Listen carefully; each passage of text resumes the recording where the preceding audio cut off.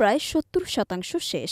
গত অক্টোবর থেকে ১ মাস মুম্বাইয়ে চলেছে বরবাদ ছবির শুটিং, যেখানে অংশ নেন শাকিব খান ও ইথিকা পাল সহ অনেকেই।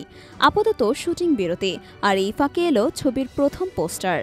মেহেদী হাসান হৃদয় পরিচালিত সিনেমাটি নিয়ে ব্যাপক আশাবাদী শাকিব জানালেন, এটি সব ছবিকে ছাপিয়ে যাবে। আজ রাজধানীর বরবাদ ছবির পোস্টার উন্মোচন অনুষ্ঠানে অভিনেতা একথাই বলেন। সেখানে তিনি বলেন, একটা সময় বলেছিলাম আমাদের ছবি আন্তর্জাতিকভাবে রিলিজ হবে হলিউড বলিউডের সঙ্গে। এখন আমাদের সিনেমা বিশ্বের 7টি মহাদেশে মুক্তি পায়। এর আগে প্রিয়তমার ভালোবাসা পেয়েছি, তুফান করেছি, বরবাদ সবকিছুকে ছাড়িয়ে যাবে। সেদিন আর বেশি দূরে নয়, আমাদের ছবি 100 থেকে 200 কোটির ক্লাবেও যাবে। মেহেদী হাসান হৃদয়ের সিনেমায় কাজ করার প্রসঙ্গে তিনি বলেন, আমি মেহেদীকে চুজ করিনি, সেই আমাকে নিয়েছে। প্রিয়তমা বা অন্যান্য ছবির মতোই নতুনদের সঙ্গে কাজ করতে আমি আগ্রহী।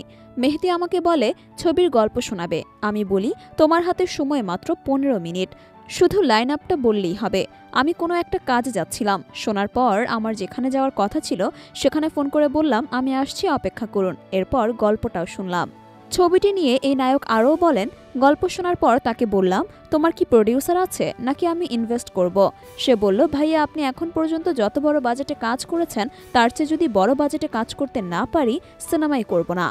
এরপর ছবিটির মোশন পোস্টার প্রকাশ করা হয়, যেখানে দেখা যায় রক্তাক্ত মুখে পিস্তল হাতে গাড়ির উপরে বসে আছেন শাকিব।